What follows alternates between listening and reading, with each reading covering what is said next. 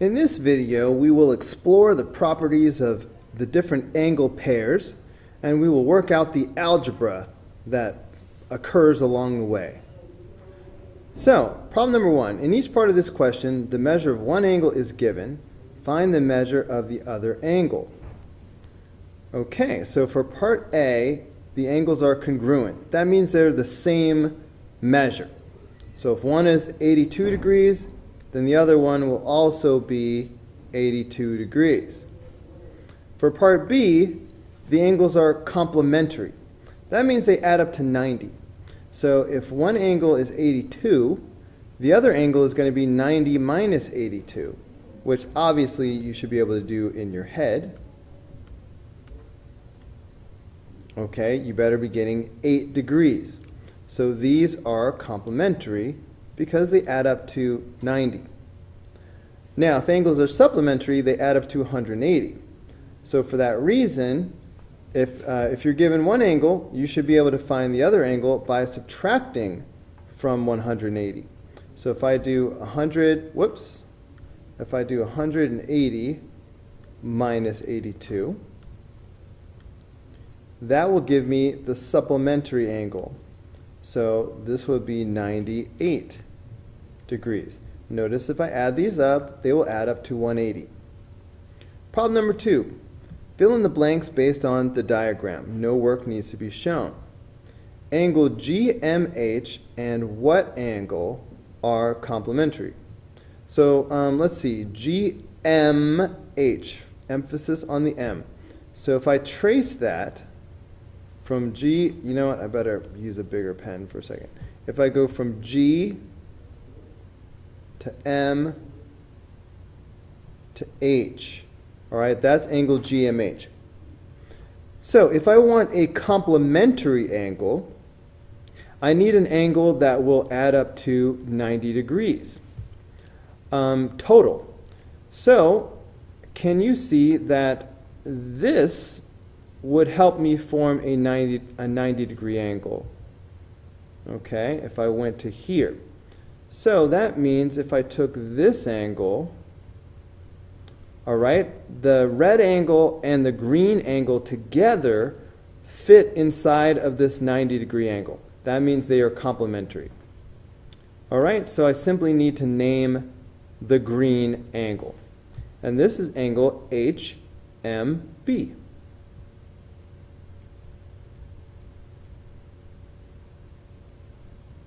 Okay, or I could have called it BMH. All right, complementary, they add up to 90. Now, for the next one, we're looking for supplementary angles. So before I even do it, let me emphasize this. When we were doing complementary, we were looking for two angles that fit inside of a 90 degree angle. So if I take a 90 degree angle and split it up into two parts, complementary. Now, when we're talking about supplementary, we're talking about adding up to 180. Now, the way that looks in a picture is you're going to have a straight line that is divided up into two different angles. Because a straight line forms 180 degrees. So if I take a straight line and I split it up into two separate angles, these two angles will be supplementary. So I'm looking for two angles that together will form a straight line. So what do I have? Angle DMG. So here is angle DMG.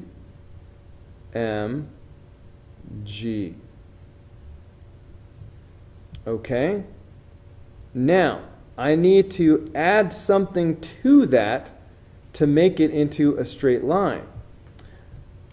So here's your straight line right here. See if you can follow this. If I went straight from D to H, can you see that this would be a straight line? Now I'm saying a straight line as I draw this crooked nonsense. Maybe I'll cheat. Okay, let me start over. I am going to draw a straight line, and I'm going to cheat and use my line drawing tool. All right, so here's a straight line from D to H. Okay?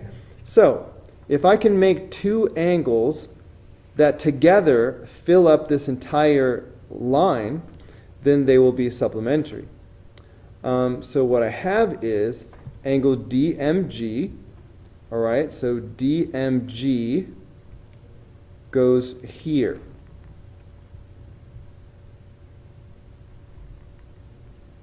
Okay, now that fills up this portion, okay, of the straight line. That just leaves this little slice over here. So if I could just get this angle with it, all right, this like purple angle, together it would make the straight angle, all right, because it would fill in the rest of the 180 degrees. Okay, so that other angle is angle GMH. So angle GMH. And they are supplementary. Now, linear pair is the same thing because a linear pair is also going to be supplementary. So this same image that I drew over here, this is an image of a linear pair. So it's really going to be the same thing like we just did. But let's see what we have. Okay, so we have angle EMF. So here's angle EMF. Now we want to make a straight angle with this, all right? We want to add another angle to this that's going to be a straight angle. So it'll be a linear pair. So look, the only way I can start with this angle and make a straight line is if I start here and I go straight across. All right, if I tried to do it with the other side, it would just shoot off into the empty space. But here I have this straight line. Okay, now, so the angle I've drawn so far is this yellow angle. So I need the angle that's going to fill in the rest of this space that I just colored in blue. All right, because if I fill that in, then I have formed the straight line. So it's just a matter of what is that angle that I just shaded in blue. All right, well that's this angle that goes like this. All right, it's this purple angle. And that is angle FMB.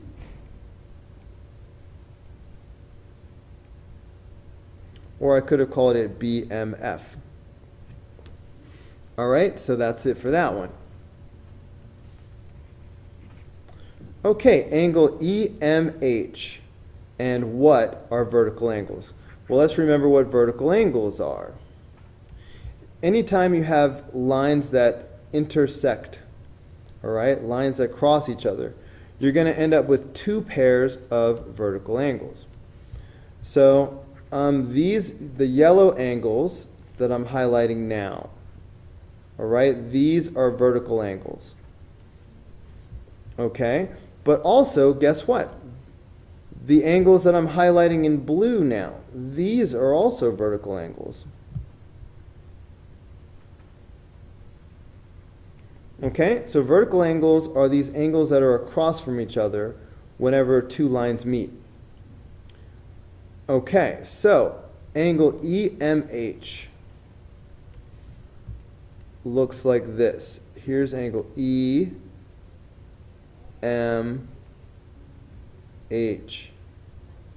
Okay, so now I'm looking for the intersecting lines that will form two congruent angles that are across from each other. See how the yellow angles are the same size, the blue angles are the same size. And the way I could get it, all I really have to do is continue both of these sides out. So if I continue this side straight across, I'm going to get this angle right here. If I continue the other side of the red angle straight across, I'm going to get this angle right here. So these are your vertical angles because you can see what's really happening. Remember we were talking about intersecting lines? Well, look, these are your intersecting lines. We have this line, this purple line, and we have this other purple line. These intersecting lines form vertical angles here and here.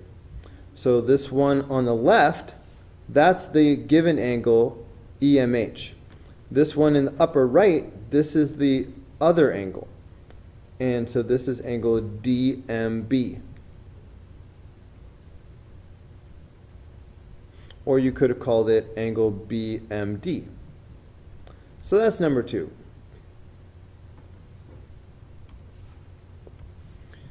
Find each variable value and angle measure. Okay, notice that what we have here is a straight angle, a linear pair. That means these two angles have to add up to 180. Okay, so I'm just going to create that expression. So 4x plus 6 plus 11x minus 6, those have to add up to 180. Let's combine like terms. So we have 4x and 11x. Okay, those are like terms. Together, that's going to make 15x. But then we also have positive 6 and negative 6. Those are like terms. But those just cancel each other out, so I'm not going to write anything down. And that will equal 180. So now, to solve for x, I need to divide by 15 on both sides, like this.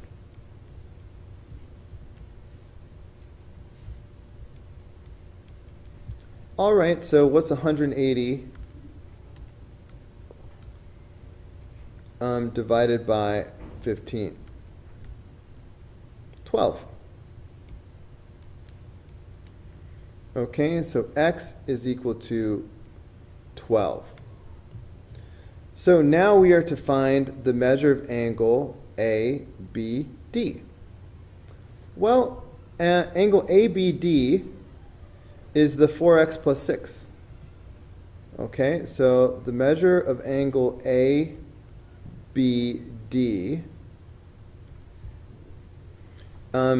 is given by the expression 4x plus 6. So now we know that x is 12. This will just be 4 times 12 plus 6.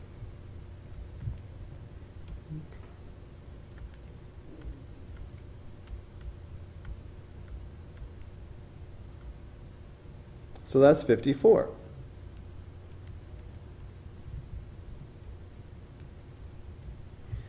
Okay. Now, if I want to find the measure of angle DCB, I have two choices. I can either use the other expression, all right, DCB is the 11x minus 6. So I could do it this way again. Use the 12 again, so 11 times 12 minus 6.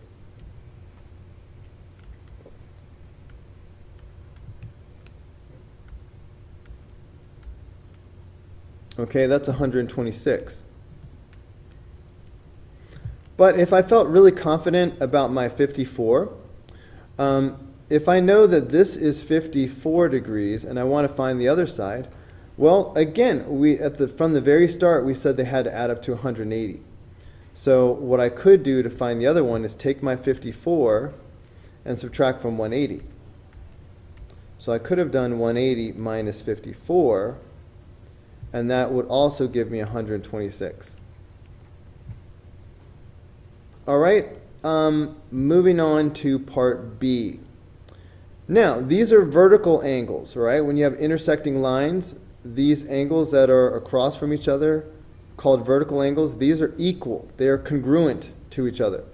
So that means 4x plus 24 should equal 7x plus 3. So I need to solve this equation. When you have variables on both sides, the first thing you want to do is to get the variables together. So I'm going to subtract. So 4 minus 7 is negative 3.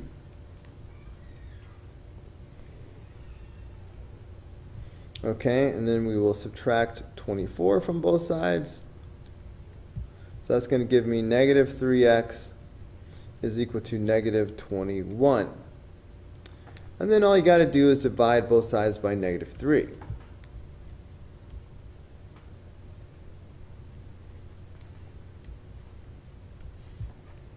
So that gives you x is equal to 7. All right, now, then they ask us for the measure of angle PIR.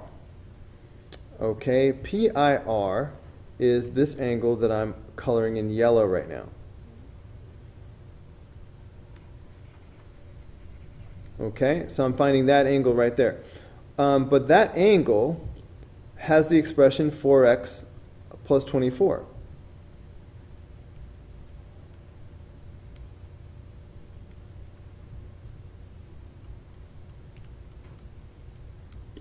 Only now we know that x is 7, so that'll be 4 times 7 plus 24.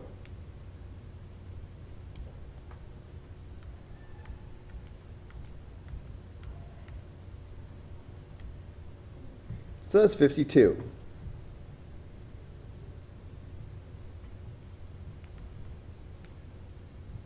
All right, so the measure of angle PIR is 52 degrees. Now I could do that again, substituting 7 in for x, or I could use the fact that vertical angles are congruent. So if this angle is 52 degrees, you know what, I have to be more careful than that. For a second, I was assuming that they were asking me for MIS, the other angle here, but they're not. Angle MIR is actually this angle down here.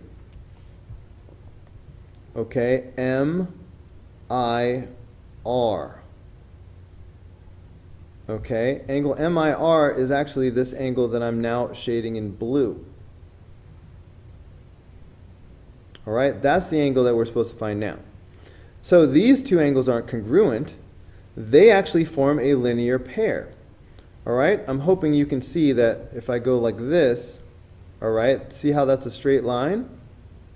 All right, that means these two angles have to add up to 180. So what I want to do is just subtract 52, all right, because this angle turned out to be 52. So just subtract that from 180. So if I go 180 minus 52, 128. So the blue angle MIR should be 128 degrees.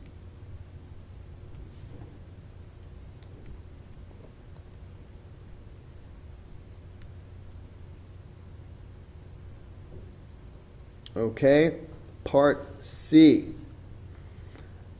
Now, this is a linear pair.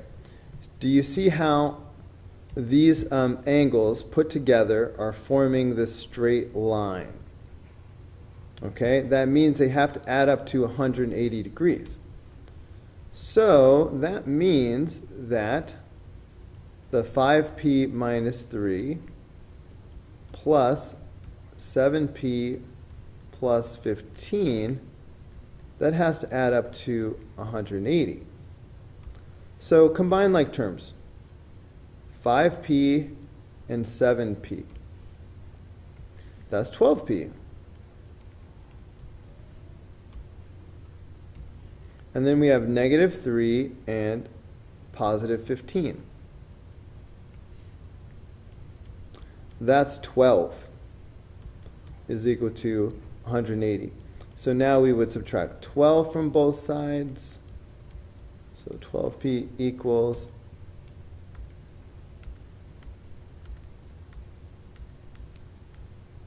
that's 168.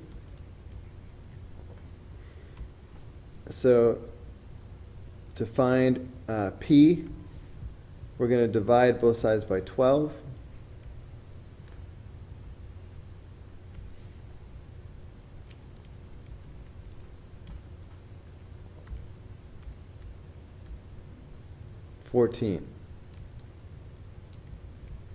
Now they accidentally put x instead of p, but clearly they meant p. So P is equal to 14.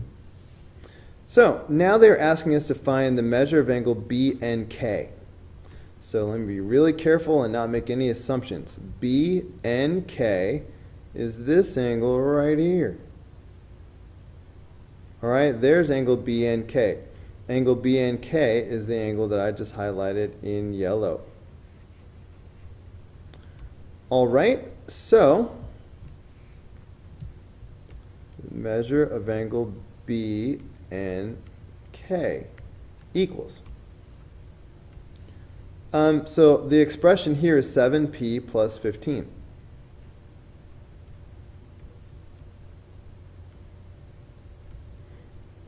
Okay, and but p is 14, so that's 7 times 14 plus 15.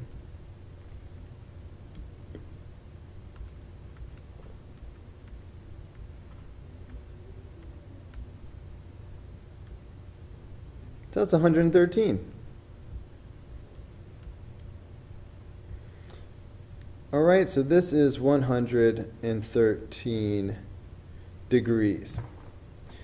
So now what about BNA? Where is that? BNA. So I'm going to draw this angle in purple.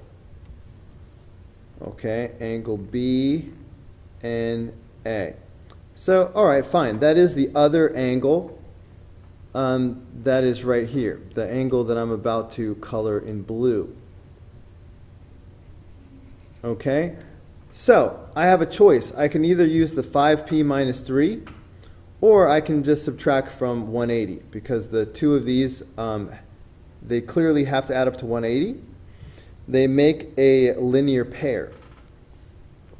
So I could simply do 180 minus 113. So that's 67.